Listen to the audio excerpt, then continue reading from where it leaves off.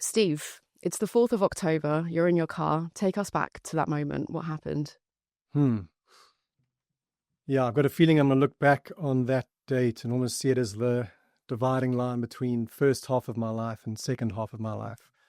In short, I guess I was cracked open, right? So I was driving to Windsor. It was the second day of a series of talks that I was giving to leaders.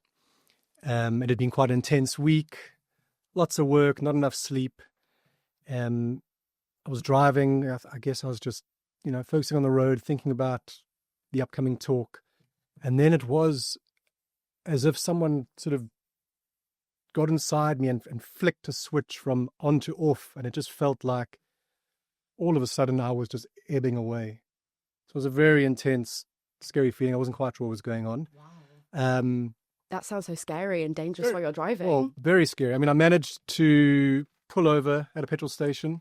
So I didn't really know where I was. I was halfway between beach where I live and Windsor. Right. I didn't really know what to do. I couldn't go inside. I didn't have my wits about me. I didn't want to call my wife because I thought, receiving a phone call from me thinking I'm dying, not knowing where I am, wouldn't be the best phone call to get. So I just sat there for a while. What was happening inside of your body? So it's very difficult to describe, but it's as if I was dissolving and ebbing away. And I thought maybe it was a heart attack. I didn't know. Any other symptoms, like increased? My heart was racing. Okay. Your vision? What was happening with your vision? No, vision was, I was just quite hyper focused in on the situation and myself. Right. Yeah. And just started to feel like, I've never experienced it before. Wow. I've never had things like panic attacks in my life, and this was just something very different for me. It was a kind of experience I didn't even know I could have, right? But I managed to pick up my phone, saw that it was an A&E 15 minutes away. I managed to then, I don't know if it was a good decision or not, but drive to the A&E, had my hazards on, managed to get there, very confused, disoriented. How were you able to drive in this situation? Were you with a lot of difficulty, but I was very slow. Very slow. People were hooting, but I just very slow got there. When I got there, I didn't know what to do. I was very confused. I parked outside the main entrance to the A&E initially, and I was like, okay, this can't work. And managed to get myself to a parking lot. Came in, slumped over the thing. They took me ECG. Sorry, I'm just confused for a sec. It sounds like you're bad enough to know that you need to call A&E, but you are good enough. You've got your capacities to drive there. Still had my awareness. It was as if I was watching it unfold as well. Wow. Okay. Yeah. It's a difficult experience to describe. Yeah. Wow. So ended up in A&E. The same experience happened 2 more times over the next week. What did they say at A&E when you got in there? They weren't sure what it was. We did various tests. The one guy thought it might be epilepsy. Then the second time I came in, they thought this is probably panic attacks, which didn't seem to fit me. But, I can maybe elaborate a bit. And then the third time, panic attacks. But then from that third time, I started about a period of 4 months of the most intense fragility I could ever imagine. Just getting from moment to moment was my task. Wow. So mental, emotional, physical fragility. And I have to ask, what did you do about I'm presuming that it was a client on your way to give a talk to, were you able to get in touch with them? So what did I do? I somehow, when I was at A&E, managed to Slack someone at my company and briefly told them, in a few sentences, what was happening. Right. And they got hold of the client. So the results of this first A&E trip were a bit confusing, not quite kind of hitting the nail on the head. And you mentioned it happened twice. Yeah, it happened times. It happened 2 days later. Wow. I was about to take my dog for a walk. I was just standing in the driveway, and all of a sudden it felt like I had pierced through the veil of reality and what's on the other side. And I just felt this strange, seeing into the emptiness of things. And then the same thing started to happen again. Very intense. Luckily, my wife was there this time. She took me to A&E. Were you less scared at happening the next times? Yeah, at least I knew I could get through it. Right. Yeah. Are you able to better describe those subsequent episodes, or was it still just so bizarre? The doctors thought they were panic attacks. Okay. Extreme existential panic attacks. Yeah. They weren't panic attacks that arose out of anxiety. They just all of a sudden just hit me. Wow, yeah. There's a bunch of stuff that was going on, which I'm happy to chat about, like that I now know about, right? Yeah. But the main thing that happened was just this fragility, extreme existential anxiety, physiological weird things going on, health anxiety because of all the weird things going on, and I just had to get through each moment. Right. And before we found out, and you've got a better idea now, and we will definitely get into that, but sticking with this point in time, what was your interpretation? I mean, even pulling through out the other end, the way you describe that piercing the veil, I mean, it sounds like you're on death's door. It sounds like you're losing consciousness. What's your interpretation, having experienced it yourself? My interpretation then was maybe this is extreme burnout, potentially, but it was more than that. It was a confluence and a coming together of various things, which I can chat more about. They just reached a tipping point. So let's get into that then. So what has it turned out to be? So, I mean, there's never going to be crystal clarity, but a few things are going on. So I had been for about 2 years really diving in deep to therapeutic work with a therapist and other sort of ways of really diving in deep to my childhood, inner child work, and surfacing like childhood, like little T trauma, but also some other things that happened to me, more capital T trauma, sort of later in my life, and all the stuff was surfacing, and I was working through that. Did you go to therapy as a result of these episodes to dive in? No. I was seeing a therapist already anyway. For the first time in my life. My therapist during this time was like a lifesaver. Like she saw me every day for 15 minutes in the morning just to like check in, and it was amazing. Great. But so there was that stuff was already surfacing. I've since found out, but I didn't know at the time, but I had been accumulating probably over my whole life toxic levels of heavy metals and toxins, etc. Probably the reason being that I have this weird collection of genetic mutations, which means I don't detoxify properly unless there's proper support for that. Wow.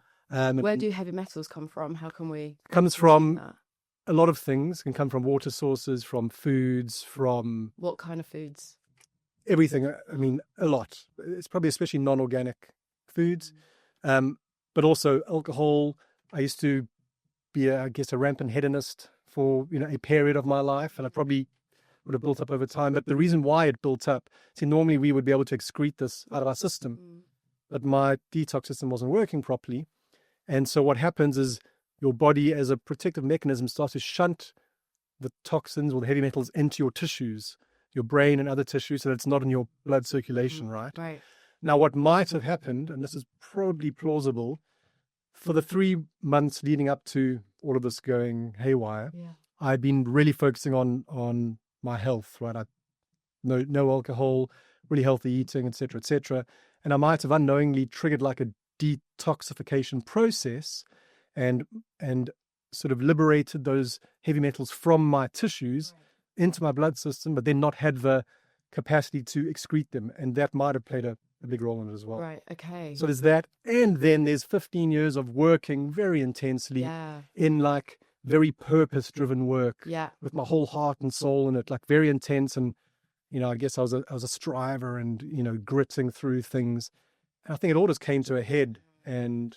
happened to just be while you're in the car driving. The worst times for this ad, but obviously there's never a good time, is there? And me doing my own kind of pattern matching with some of the other interviews I've heard other tragedies, these other sudden experiences that just seemingly come out of nowhere. And one story I remember in particular was Georgie Hyatt, the co-founder of Rotaro, and I think it happened to her when she was about to go up on stage. Right? So it's like you could be driving a car, you could be, we're also go. There never really is a good time. Right. So and it literally feels like it comes out of nowhere. The body keeps score, as they say, right? And the body will let you know, right? It will send you, I guess, these signals. You can look back retrospectively and maybe see some of the signs and symptoms. Right. And if potentially you ignore those for long enough. So this is what I was going to ask you. So as much as we can say like, oh, if you don't listen to your body, it will let you know and it won't be at a convenient time. I was actually going to connect that back to your story because you mentioned that it was out of nowhere. But now retrospectively, what are those signs now in hindsight that you can point to? I mean, I've had signs and symptoms going back 20 something years, and then I worked through them and so on, right? But I had insomnia for 10 years. That's probably a classic sign. I had depression for about a few years in my early 20s. I've always had a strange sort of experience with my nervous system. Like I've had twitches and I used to stutter, and I've felt like quite sensitive to any sense of overload, being in front of screens, like all that kind of stuff, right? So there was that sort of sensitivity. Perhaps other signs were work-wise. I'd felt myself sort of pulling back a bit for about 2 to 3 years and becoming somewhat disillusioned by the systemic factors that I felt like tethered to just by being in the world, right? And that was creating this quite a weird tension for me. So, that kind of thing is a stage leading towards burnout, that sort of disconnection and disengagement. So there was that as well. Perhaps just common day-to-day stuff like increased irritability and so those kinds of things, right? But I was also doing a lot of the right things. It's like I'm a well-being specialist, so I understand how to look after one's well-being, right? So I was prioritizing my sleep. I wasn't the kind of guy that would work till midnight and so on. I had some boundaries, right? But I would still work very intensely, probably still doing 50-hour weeks and, working intensely. But I'd prioritize my sleep. I was eating healthily most of the time. However, sometimes that would then lead to me like, perhaps drinking too much at a social event. So I was still stuck in a bit of an imbalanced interesting thing between the two. So there were those signs. And was that like some sort of, I don't know, like overcompensation or, but I definitely, I'm going to really open up here as well, right? Like I definitely suffer from, I think it's called like revenge doom scrolling. Yeah. Where you're just like in bed at night and you're just kind of like scrolling, and it's kind of like a revenge because apparently you don't feel like you've had enough time just to yourself during the day. And so it's kind of like this silly self punishment of kind of like clawing something back for yourself. So was that it for you? Like the drinking, the part, was it kind of like almost like a reward for being so good? I think over the years, it wasn't a conscious choice, but it's your system trying to like self-correct, let's say. And what ends up happening, which similar to what you've just described now, we swing between polarities like a wrecking ball, right? Rather than finding like the middle path of integration. Like the balance. Yeah. So I was going to come on to this as my next question. Like, given you are a well-being expert, the co-founder of an incredible wellness scale-up, which we're definitely going to talk all about as well, how come the knowledge for you like wasn't enough? Because you're such a subject matter expert in this field, you're armed with all the tools, the information, and yet you still suffered from this crash and burn yourself. Yeah, I mean it's a good question, and for many people they were surprised when this happened to me. Yeah, but I guess I'm a human being first, everything else second, third, whatever. I'm a human being, so I think that's really important. If anything, my knowledge around well-being helped me maybe to understand what was going on when it was going on. And potentially that's helped with my recovery through this. But I'm a human being and I'm vulnerable. And what happened to me wasn't me doing the wrong things necessarily. Maybe it was even me trying to do too many of the right things, right? Yeah. And all of these other external factors of which we don't have control, like all just coming together, right? Like we're holding a lot as human beings these days. So my answer would be, it happens to me because I'm human.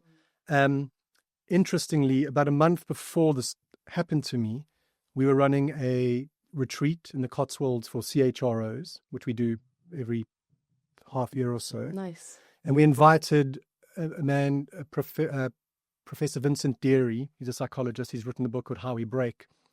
But he said one line in his talk to the CHROs. He said, everyone is just one or two life events away from breaking. And that line really stuck with me. Like it really stuck with me. And what it invites, and then I broke like a month later, right? But what it invites, I guess, is humility, self-compassion, and like compassion for others, right? And so I'm really interested, now that you've had that experience, you mentioned recovery. What are you doing now to mitigate that risk? Even though we are still human, we're still vulnerable, there are still other things you mentioned, like your sensitivities. There's some foundational genetics, I guess, which like we can't all control. But within the controllables, how are you now living your life day to day? Sure. So first of all, I had to take 5 months off work. Wow. Right. So like 5 months off work, and I couldn't work. So that was part of it. And I had to really I was just isolated at home. Luckily, I had my wife and my dog there as like some source of support. But there was just a chance just to be and to rest and to recover and maybe after a few months start to reflect. But initially it was just being and getting through each moment. So there's that.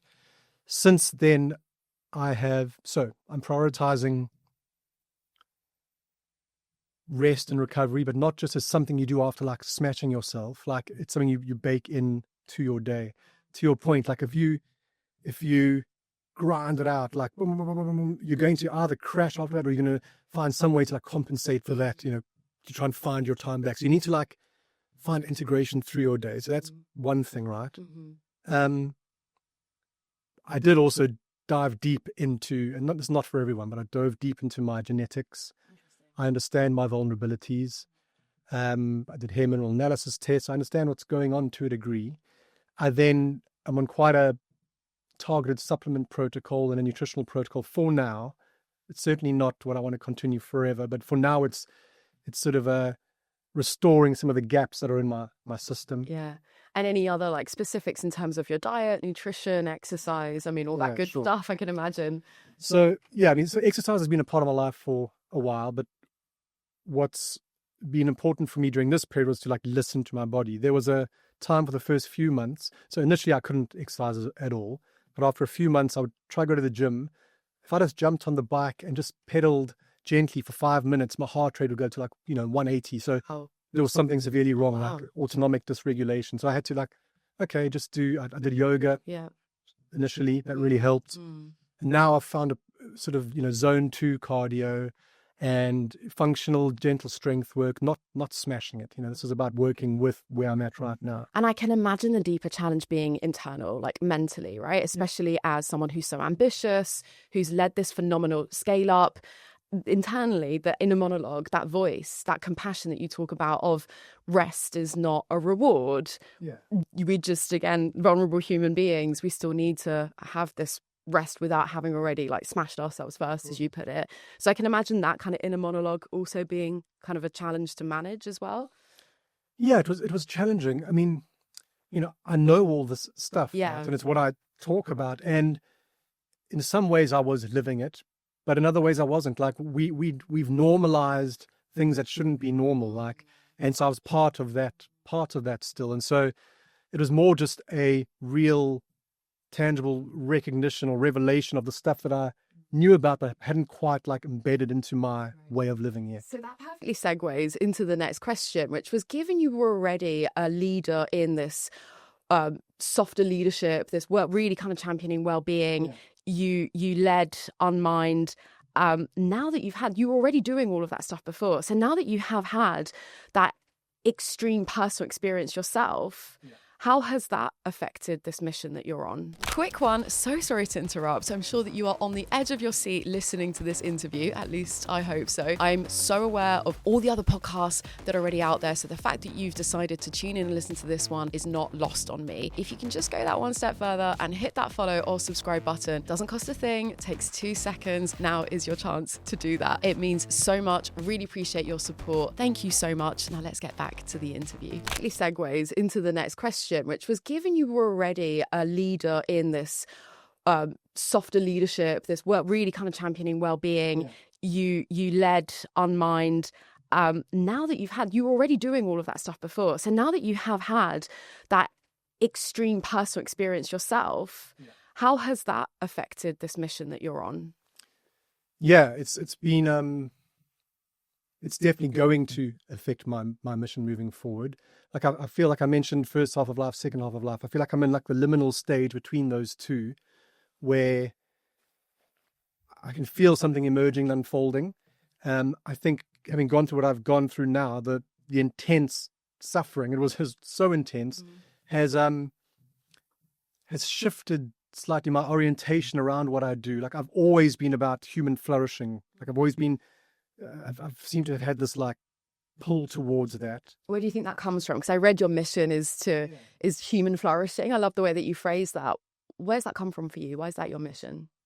If I'm just speaking candidly, I think from a very young age, I've always had this sensitivity to the sacredness of like life, let's say, capital L-I, like life, right? And I've been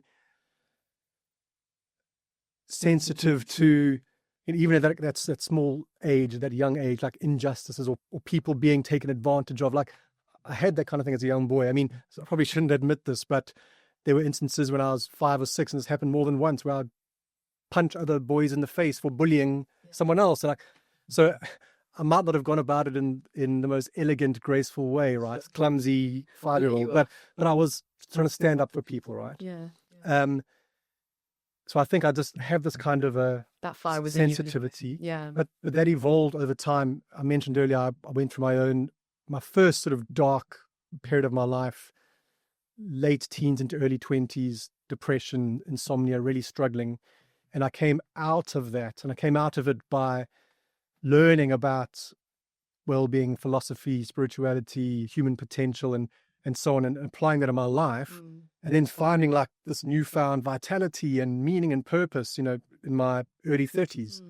And so okay, fine, if I can do this for myself, I want to maybe help others do that. So that sparked that trajectory. Yeah. And then I, became a coach and all the rest. And then the workplace direction, that I think was triggered by my stepfather, who found himself in hospital. We were like standing by his bedside. We thought it was a heart attack. So like, it sounds quite similar to sort of my experience. But in speaking to him in his bed, he sort of opened up about this leader that he has, who was just like toxic and soul destroying, and how it had created this toxic culture at his work, and how colleagues of his too had died by suicide, like in the past 6 months. And so it was causing a very real human impact. And I saw how it was impacting him and our family, and then extrapolating that out to other people and their families, and so I guess it sort of lit a fire around. It seems like workplaces they can either elevate your life, and they have the potential to, or they can destroy your life, right? And they seem to be doing, and really create these ripple effects that I don't think these sorts of toxic bosses, let's call them, realize. As you say, it's kind of like the employees' families, their loved ones, their friend, how it kind of affects everyone else. So nice sort of segueing into a little bit more. We're going to come on to like Unmind, your business journey and everything, but let's just kind of connect between your mission on this point around human flourishing to the workplace and the industries at large.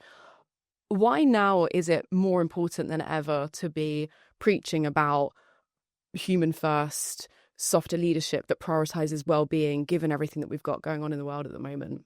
Yeah, sure. I think it is very important and very necessary right now. You say everything that's going on in the world right now, and I alluded to this earlier. We're holding and carrying a lot, and we just adapt to that, right? Well, we think we're adapting to that, but our nervous systems hold all of this, and sometimes it can just take one little thing to reach that tipping point, and we can break, right? So there's that. If we look at it more broadly and like systemically, when we are overwhelmed and burnt out and stressed, and carrying what we're carrying, one way we can respond, which is probably the more natural way under stress, is we contract. We self-contract. We become more isolated. We become more sort of us versus them, me versus you. It's about my self-protection. That can lead to polarization. All the stuff that we're seeing in the world right now. Exactly. So that's what's happening. Yeah. And I actually was thinking about this during COVID and lockdown. We were all going through trauma then, right? And I think I spoke about this on another podcast way back then, saying we can go one of two directions. We're either going to become even more self-protective and us versus them, or we can embrace our humanity by connecting with our shared suffering. And this suffering that I've gone through now, I think that's helping me to connect to other people's suffering as well. So to answer your question, a more human-centric, more compassionate approach within organizations is essential, given that, right? It's the antidote to everything that I've just described. Yeah. It reconnects us to our shared humanity. It brings us towards one another. And connecting humanity with business, because of course, since the Industrial Revolution, we've been optimized and greatly valuing like our productivity, our output, our efficiency. We're kind of conditioned to operate like machines. Yeah. So I'd love to hear, firstly, how can we kind of practically bring some of that like humanity back, as opposed to this like very logical machine sort of operational way of thinking? And then I just want to connect that to kind of the business profits as well, because I heard you say, could caring for people be the ultimate profit strategy? So we have to kind of connect that back to capitalism as well, right? So 2 in 1 there. I think probably the most important point of leverage initially is paradigm. It's like actually removing the veil and seeing the paradigm that we're in. You mentioned since the Industrial Revolution, I think since then we've been in this mechanistic paradigm, through scientific management and all the rest, where we see organizations as machines and we see employees as cogs serving that machine. And we just need to look at our language. You mentioned some of the, efficiency and output and optimization. That's machine speak, right? And it's so normal in our organization. So we need to see it and then recognize how that is leading us to show up for ourselves and each other. Like we treat ourselves like machines. The way we're working, which, like I said, we're normalizing a way of working that's not in line with our biology and our human needs, right? Like we're treating ourselves like machines, first of all. Yeah. Then leaders are treating employees like cogs and machines. We're not machines. So it's sort of obvious. So first of all, awareness, recognize that we have this paradigm, but that's not a reflection of reality. Yeah. We are humans with very real human needs. Organizations are living ecosystems with living, breathing human beings. And if we can let that land and then recognize that, your organization depends on how those human beings are, and this is a terrible word, I can't think of a better one right now, like functioning, but it's to say living, showing up, are they coming alive in your organization? Are they flourishing? The answer is yes, if their human needs are being met, if they're being treated like human beings, like seen, and if they matter, and if they feel like they have some autonomy, and if there's a sense of belonging and psychological safety, and et cetera, treat like human beings, then flourishing will not just elevate their well-being, but performance as well. When we feel safe and respected and honored, we are in a state of, physiological balance, and our brains work better. We're more creative. We're able to collaborate more. We're able to recover better. We're more resilient at the collective level. That's how we time to do our best work. Yes. What you've just triggered in my mind is this talk of kind of human versus machine. Where we're sat now currently in 2025, we have got AI, robotics. There is a real possibility that actual machines are coming.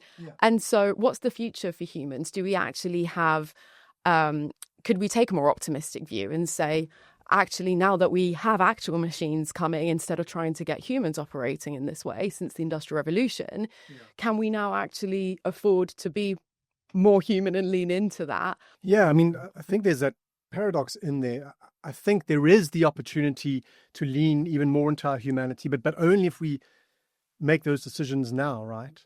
If we don't, and if we just stay entrenched in that mechanistic model, then all it's going to do is intensify that, right?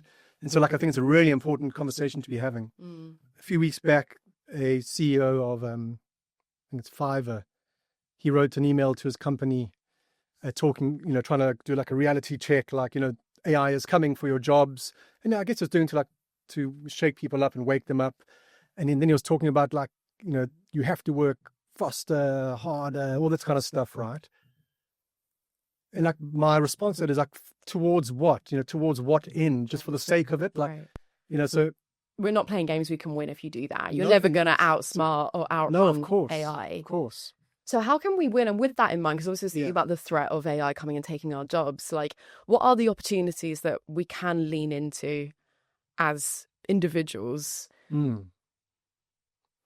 I think as leaders, as individuals, look, we know AI is moving forward at pace, right? It's still human beings for now, in charge, as it were, but very soon that's not going to be the case. So how we approach it now is important. We need to just think like high technology, high life. And very often we're not. It's just high technology, and the pace of acceleration of technology is the be all and end all. But when we're not considering the impact this is having on humanity, is this going to be pro like human life or the opposite? Is it going to help us to better meet our human needs? And those are the questions we should be asking and design with that in mind. So I do want to connect that to capitalism, because your great quote of could caring for your people be the ultimate profit strategy? Yeah. I'd love to A, hear you expand on that, and B, I'd love to get your take on how that can all fit into that capitalist system. Like, do we need to just completely write those rules? To your point on this Fiverr email of like, to what end? Yeah. How is... like, which direction are we going in a capitalist society when it is all about the profit and the bottom line? Sure. I remember, I think it was a post I wrote or something, and I asked that question. I asked that question more to meet people where they're at, I would say. And the answer is yes, it can be the ultimate profit strategy. So let's first like address that. It can be, and there's a lot of research to back this up. Like, we know that, I don't know if you've come across the happiness index. It's like the top 100 companies that prioritize employee well-being, happiest employees. We know they outperform the S&P 500 like year on year. It works, right? There's a research from Oxford University. It's just like proved it's a causal effect from well-being to performance. It's not up for argument. We know that is the case, right? And it makes sense, like for the reasons I said earlier. When we are healthier, when we feel safe, when we are in more of like a communal setting and our human needs are met, we think better, we're more creative, et cetera, like I said, right? So what gets in the way of that? Like, given we've got that research, there's stats, why isn't every company operating that way? And just to caveat, this is obviously an entrepreneurial kind of show with startup founders kind of listening. So what also can like entrepreneurs, early stage startup founders sort of take away from this? Yeah, I think why it hasn't landed as well as it should, just based on the research, is that maybe some people aren't truly up to date with the research. And there's this false dichotomy between results, between prioritizing results and prioritizing people. People see it as an either or.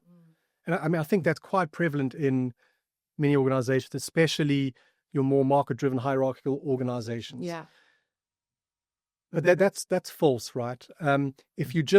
So what people end up doing is prioritize results at the expense of people. If you do that, people will burn out. They will disengage. That's going to have an impact on your overall performance as a company. But equally, if you just get too soft and just prioritize people that don't focus on results, then you're not going to have enough drive and motivation. You're going to lose focus on your goals and all the rest. So that's not the way to do it. It's a both and. You need to prioritize results and you need to prioritize people. And the middle ground of that for me is human flourishing. Like, how can we unleash human potential in our organizations? We can do that by helping people flourish. Yeah. External investors can often exacerbate that, or they can that's unfair. They can sometimes kind of push leaders more to the results bucket as opposed to the people, and that kind of dichotomy that you describe. I'd love to just get, your take on that, especially if there are kind of VC-backed, entrepreneurs listening into this.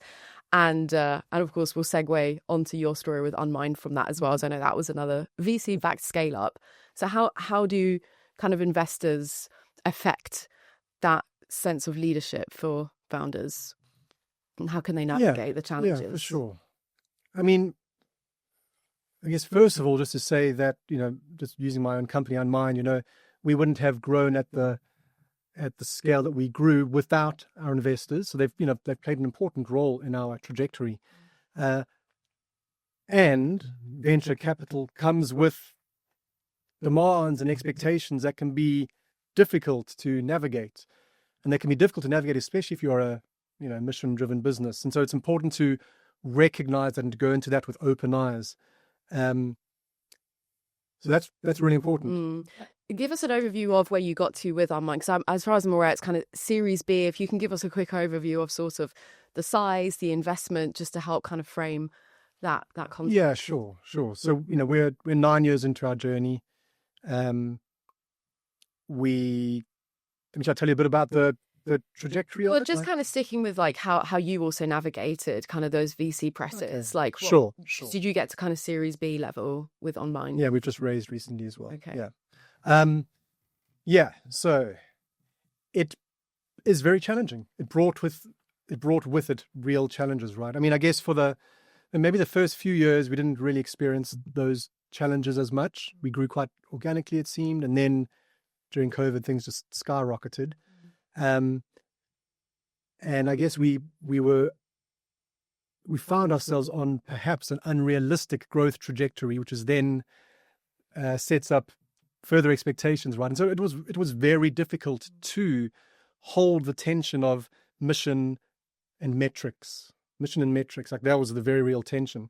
And so we had to navigate that as a business. We couldn't pretend it didn't exist. And I think that's how we decided to approach it. We were very honest about it.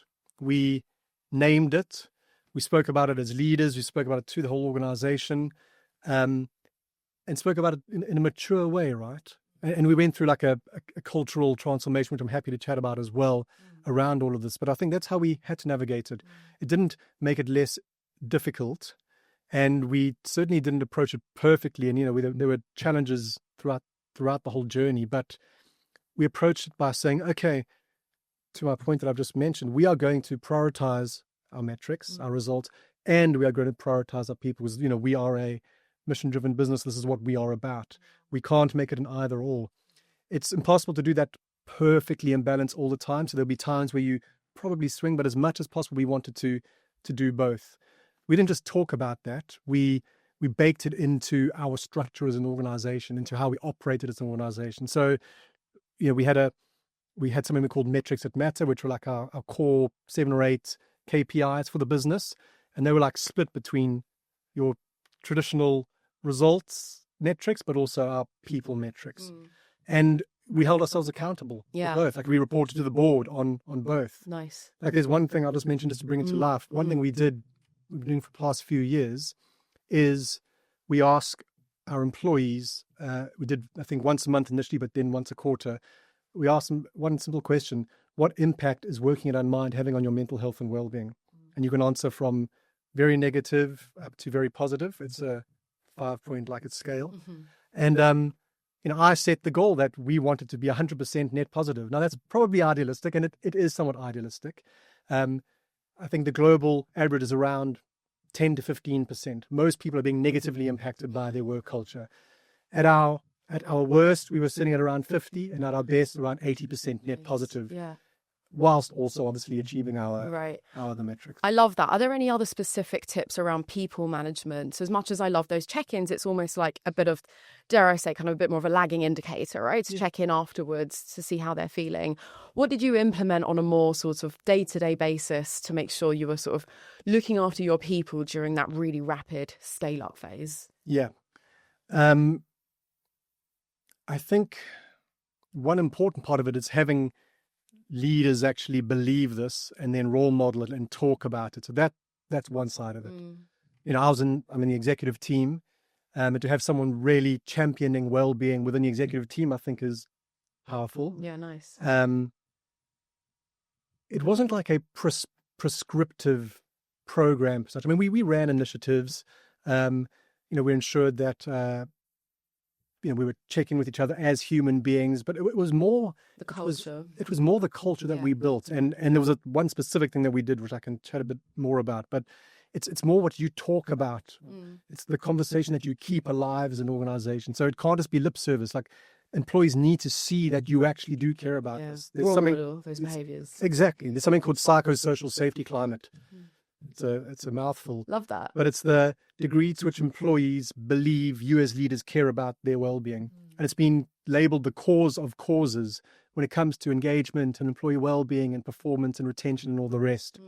So people need to believe that you actually care. Yeah. It can't just be a tactic. And that came in the question you asked me earlier about, is it the ultimate profit strategy? Yes, it can be. But I'm almost tired of having to prove it can be a profit strategy. It's the human thing to do. And if it doesn't come from that place, and it's not really caring. Yeah. And what was the specific thing that you mentioned before? You said there was one specific thing. I'd love to hear about that. Yeah. And this has been quite a pivotal part of our journey, really. And it also relates to Well, it relates just to our journey, the challenges we faced and how we navigated them. But like I said, we had hyper growth during COVID, right? We went from about 3 years in, 30 people,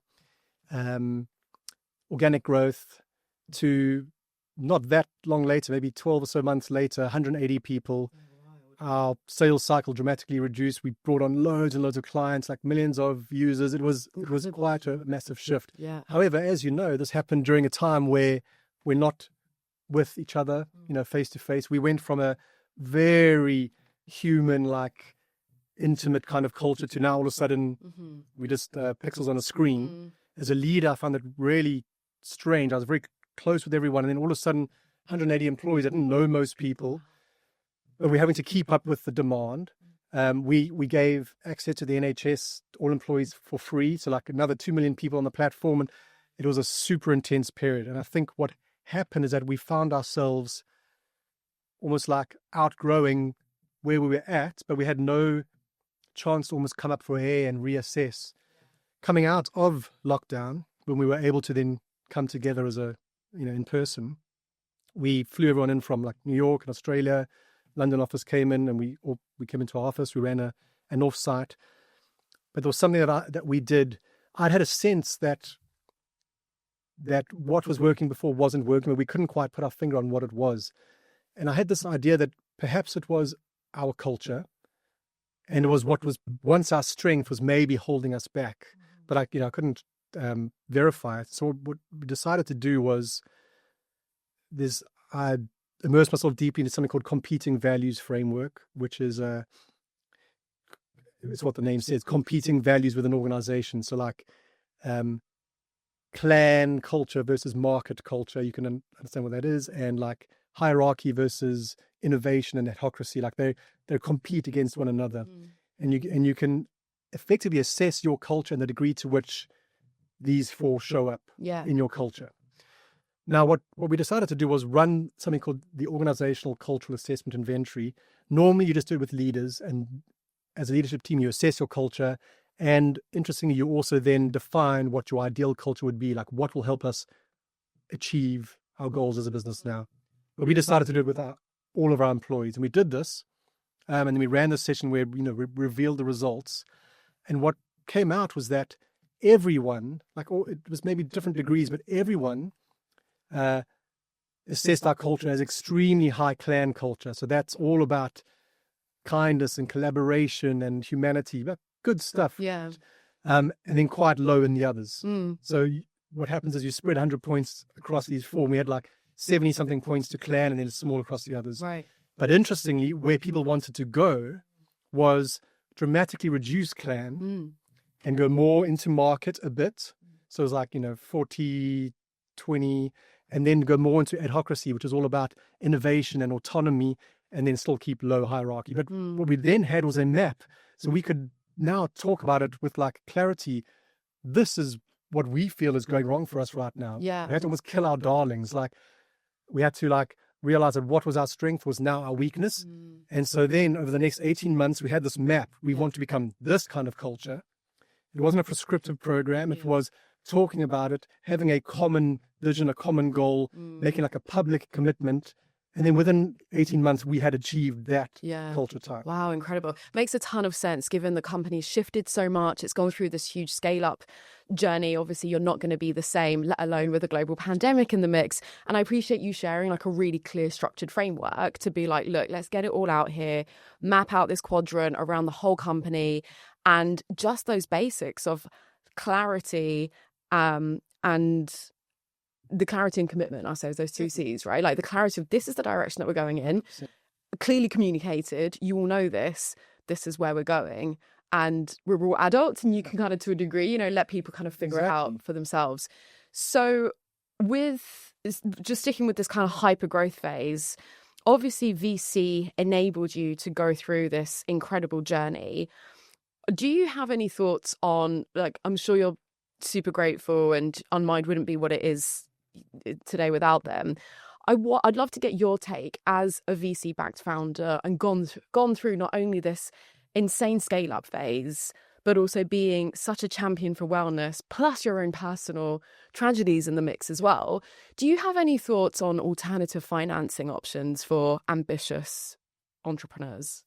Yeah. I mean, I'm certainly not an expert in it, and I haven't had reason to explore it too much to date, but I think maybe in the future I might. So I think it's important to recognize that venture capital helps you scale quickly, but it comes with some trade-offs, like we've mentioned already, right? So I think as a founder, early stage founder, know what's really important to you. And I think especially if you are like a mission-driven business, it can be quite difficult to hold that tension, like I mentioned earlier, right? And so there are alternatives, and I think those alternatives are becoming more aware of them and becoming more popular. You know, there's steward ownership, for example, where you set the company up structurally where the stewards of the mission have voting rights, not shareholders, right? So like that in itself can help people who are committed to the mission direct the company's trajectory, right? So something like that. How would you quantify that though? Because in investment, you can easily quantify, this is how much money I'm putting in, these are how many shares I'm effectively buying. Stewards of mission. I'm not saying it's not necessarily going to be right for everyone, right? But for example, Patagonia adopts that model. So then you reinvest the profits back into the business, into your mission. Like it's a different structure, but it depends what your values are and goals as an organization. So that's something quite out there. Then you get like, I guess, founder-friendly loans where you don't have to give away control like you might have to within venture capital. It's like those are options that people can explore, right? And it's more like sort of sharing revenue, potentially. There's obviously the stuff that's been around for a while, crowdfunding. I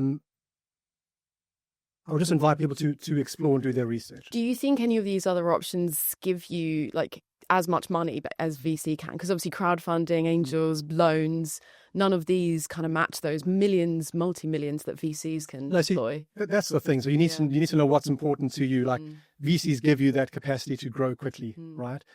If you are someone that recognizes the potential risks in that and you want to grow more sustainably, then there are other options. But even within like more sort of traditional investing, there's impact investing where, maybe they're more aligned to your mission. So there are options out there. The invitation is just to explore it. How do you reconcile that hyper-growth, aggressive VC model with, take, for example, that Fiverr CEO that you mentioned earlier, which was racing against AI, and you brought up that interesting point, like to what end? So yes, there might be those ambitions to secure millions from VCs, but does that always have kind of a beneficial outcome just by getting there kind of faster? No, I mean, it doesn't necessarily have a beneficial outcome. It depends on what people regard as success, right? Yeah. And it'll be different from person to person. I'm not saying everyone has to have altruistic motives, right? So it depends. Yeah. It depends. But it certainly won't always get you towards the outcome. And sometimes that can also lead to the closing down of your business, right? Yeah. So where is Unmind at today? You've had an incredible growth journey. Paint us a bit of a picture of sort of the profile, the size, number of offices. We so our head office is in London. We have an office in New York. We've got a small office in Sydney. Size-wise, we are smaller than we used to be, so we're sitting at around 110 employees now. We are focusing more on sustainable growth and profitability now. We were certainly in that heady growth at all costs world for some time. But I think we're approaching things more mindfully. Taking a bit more of a breath now. Yes, sure. That's good. It's a different kind of trajectory. Yeah. Whilst still wanting to achieve a mission. I mean, you can also have profit and mission go hand in hand, right? If you can grow and reach more people and do it, with your values still front and center, they can work together. Exactly. So we're trying to do that. I love that. Yeah, I love the sound of that. Penultimate question. This is one of the burning questions I just have to make sure that I ask you. Given a lot of what we talk about and your subject matter expertise is around well-being, empathy, caring, these are typically feminine connotations. How do clients kind of react to you championing that kind of softer leadership coming from not only a white man, but, I hope you don't mind me saying, kind of a fairly sort of macho guy as well, right? Like, do you ever get those more sort of testosterone fueled, more aggressive types that won't take it, or does it kind of land better coming out of your mouth than, say, for example, mine? Very good question. I guess that, well, the truthful answer is that it's sometimes gone both ways, right? There are some audiences where 100% I'm given more opportunity for my message to land, I think. There are other audiences or other people where I think they already have assumptions about what my values are going to be just by the way I look, and I have to almost break that barrier. So, like, it's gone both ways. Interesting. But certainly with leadership teams, execs, etc., it's important to say that it's a difficult topic, right? But it's important to say that perhaps men get given more opportunity to share their message. However, once I share my message, sometimes I do meet resistance. Yeah. And not all the time. Yeah. But sometimes I do meet resistance. And interestingly, that's not necessarily a gendered thing. That's more to do with the degree to which the person in question has internalized that, let's say, more masculine profit over people mindset. Exactly. Right? And that can come from women as well. And I've certainly encountered that. How do you navigate those tension points? Or do you just kind of like pick your battles or persuade the persuadable? Or is there a way that you can overcome those? It's been a really interesting journey for me. Like, for a while, perhaps I was overly idealistic. The way that I've navigated this is to try and speak both languages, both the care and the results. The care stuff comes easily to me. I've learned to speak the other language better now. And so I try and hold both of those when I show up. That seems to work. You want to meet people where they're at. You don't want to just come and act like some holy guy on a mountaintop, like professing like this is how it should happen, right? You need to meet people where they're at. Sure. So that's what I've tried to do, and that seems to land better, right? But it's worth recognizing sometimes the privilege that I might have to reach certain people when others might not, and it's important to use that in a way to like break down barriers, not reinforce them. So that's 100%. What I'm trying to do. I love that. You're our Trojan horse, going in there and sharing the good word. Steve, final traditional closing question on this show. What is one tragedy that's taught you an unforgettable lesson? Yes, I thought you'd ask this given and I obviously listened to some of your other podcasts. I was going to share some other stuff that's happened to me, but I think actually I'm going to come back to what I've been through over the past 7 months, because it's been the most difficult period of my life, without doubt. And, I wouldn't wish it on anyone, but it's also been, I can feel a really pivotal moment in my life where, like I mentioned, there was one way of showing up in the world, and now there's going to be a new way. And so I'm like, I'm leaning into that, or no, I'm not leaning into it. I'm allowing it to emerge. I think that's the difference here. The lesson that I'm discovering in it was my previous way of navigating the world and succeeding in the world was around control, not control of others, control of myself, and like self-management and doing all the right things. So it's quite tight, quite rigid, and I guess quite masculine in a way, even though, we're talking about well-being. It was quite like, I've got this, I know what I'm going to do, it's my way, that kind of thing. I can see where that potentially led me, right? And what I'm being invited now is to hold a far softer way of being in the world, and actually surrendering more and allowing more and softening. Like, that's what I feel happening. Again, it's not an either or. Like, I think there needs to be some degree of both. You need intention, but 100% what I'm feeling is this surrender to something probably that transcends me and my ego, and discovering my place in it. Sorry, just as a quick follow-up to that, how much easier do you think it is, given your situation, to be able to kind of take that exhale and just kind of be, especially, what I'm getting to is like the financial setup as well, right? Because I'm not sure like many people would be able to take that much time off work or just kind of like chill and take it easy. So 100%. Great question. And I have thought about it. And again, I recognize how lucky I have been to be able to have this time to exhale. What I am now trying to reflect on is what can this look like within the constraints of just our normal everyday day. I can't keep up this being off work forever, right? I'm getting back into work. Yeah, nice. I think it's got something to do with recognizing that we are human beings, recognizing it's not our fault that we are feeling the way we are feeling, but that it is our responsibility to do what we can to try and show up better for ourselves and for others, right? So I'm still like, let's not say figuring out, but that's going back to my old way. I'm allowing this to emerge. Yeah, I love that. There has to be a shift where we honor our humanity, and I think that's what I'm learning. Yeah, I love that. That's great to hear. And I think we've talked about how normalized this operational, mechanical way of working has been, ingrained in our world of work, again, since the Industrial Revolution, that you touched on. A really key word there I just want to hone in on was like the shame and the guilt around it as well. And that's what came up while I was listening to you as well, with that inner kind of monologue. And as much as,